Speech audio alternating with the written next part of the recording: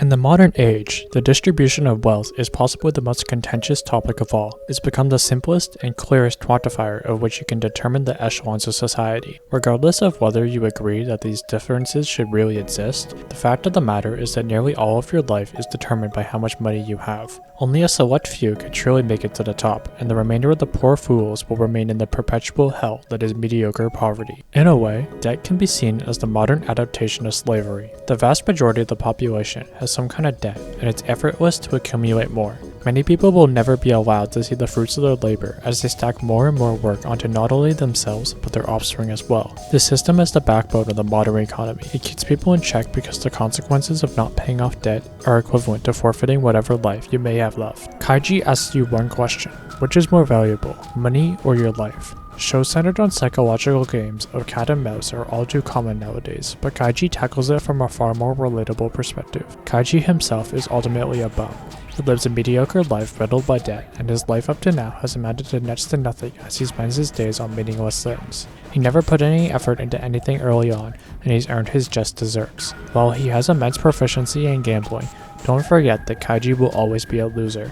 He's easily tricked and led on by his emotions, rather than ruthless rationality. He's a hopeless protagonist, and yet this makes him far more relatable. As he climbs higher and higher, he's rebuffed by the corporate elite, which oversee his gambles because he, just like all the other contestants, have earned their positions as lowlifes. This is a breath of fresh air compared to the geniuses in other series of this genre. Kaiji is a bum and will always be a bum, regardless of the transformations he may appear to undergo. This grounds him and prevents the show from getting away from itself, which is something that his contemporaries seems to have an extremely difficult time doing. Because Kaiji is a loser and a bum, this keeps the games interesting. Kaiji actually loses quite often. He's easily tricked by his peers and trusts far too easily. His imperfections and the likelihood of his meticulous plans simply failing due to pure chance create a very real and palpable tension as the show progresses. As the stakes progressively become more extreme, and Kaiji remains somewhat unreliable, this further deepens your immersion. This feeds into the relatability of Kaiji. While his character is mostly sidelined in favor of the gambles, there's enough of a foundation to latch onto. As such, you can very easily feel an increase in tension as he progresses through these increasingly daunting gambles, because you understand just how incapable he really is underneath all the bravado and mind games. Even if you removed his internal monologue during the gambles, you can easily understand what's going through his mind as he narrowly navigates through them. This relatable unreliability transfers his mental state onto your own and keeps the show fresh, even as the average episode barely makes any progress into the gambles themselves. This is aided by the absolute gap that exists between Kaiji and his opponents. Initially, these are losers such as himself, although it could be said that his true opponent lies with money itself. The lengths which these people will go to rid themselves of their debt, which is preventing them from living a proper life, cannot be understated. Money is the lifeblood of these people, and they might as well be on life support, making these gambles a true matter of life or death. In these situations, the gambles that they signed up for, flight is no longer an option, and so all they can do is fight. His more tangible opponents, however, are the ones running the show. Tonegawa and Hyodo exist on another level from Kaiji, and their behavior is as such. Unlike the vermin which exist on Kaiji's level, these are the capital elite, and so they carry themselves in this cold and superior manner. If money is what will revive the participants, then they might as well be dead, and this is the basis of the gambles. It's only appropriate that those who are gambling for a second chance at life should have to stake something of equivalent value. This is the power of money and the crux of the show itself. The sermons which these two preach to Kaiji and the participants cannot necessarily be refuted. Like it or not, many of the capital elite have earned their position there. If it were so easy, there would be no need for these gambles. They sacrifice their childhood years to studying and maximizing their value. They sacrifice their adult years to their work, and only once they've climbed to the highest point are they able to enjoy the fruits of their labor. More often than not, these so-called unfair positions are cultivated through generations of hard work and effort. Why exactly should someone like Kaiji, a lazy, uncommitted loser, be allowed to exist on equal terms to these people so easily? The price of the gamble is extreme, but it's also entirely justified. It's easy to hate the elite, but it's difficult to disagree with their rationale. Unfortunately, it's difficult to say the same about everything in this show.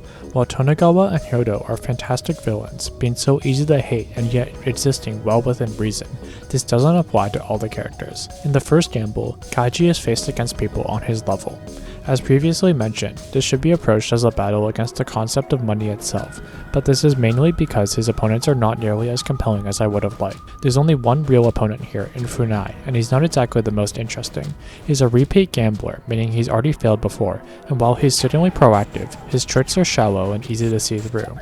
While his goon-like behavior later juxtaposes and complements the authority of Tonegawa and Hyodo, it doesn't do much for the tension of the gamble in the moment. Similarly, the remainder of the gamblers don't amount to much in terms of brains or personality, which also mitigates the tension of the gamble. This is an issue because the first gamble takes up nearly half of the length of the entire show.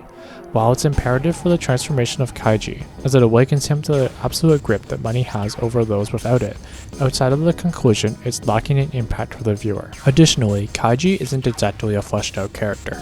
As previously mentioned, his first impression isn't solid, being tricked multiple times, and we never learn much about him. The issues of characterization aren't too much of an issue since he's not difficult to figure out, but the jump in intelligence is where I draw the line. Kaiji is evidently quite smart. His plans are meticulous and involve a solid knowledge of probability and psychological manipulation. While this is certainly very interesting to watch, and frankly very refreshing as his plans are firmly rooted in logic and don't rely much on nonsense, it doesn't match up with how he's initially perceived. While this could be seen as a consequence of the high-stress environment forcing him to truly think things through, I see that as an amplification of pre-existing traits. Since those traits were not properly shown to exist beforehand, it comes across as a character pivot rather than a character development. Again, this is mostly an issue in the first gamble and could have easily been rectified by showcasing him as slightly more analytical or careful in his introduction, but it remains an issue nonetheless. That said, Kaiji is a fantastic show. Mental warfare shows are notoriously difficult to get right, but Nobuyuki Fukumoto is evidently a very intelligent person. It dives deep into the essence of money and the constructive effect that debt has. It's extremely easy to immerse yourself in this world because Kaiji represents such a near-universal sensation of helplessness and missed potential.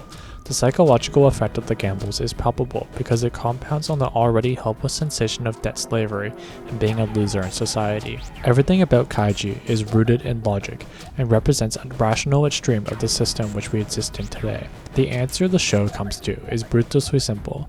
Money is more valuable than life because it's money that allows you to live.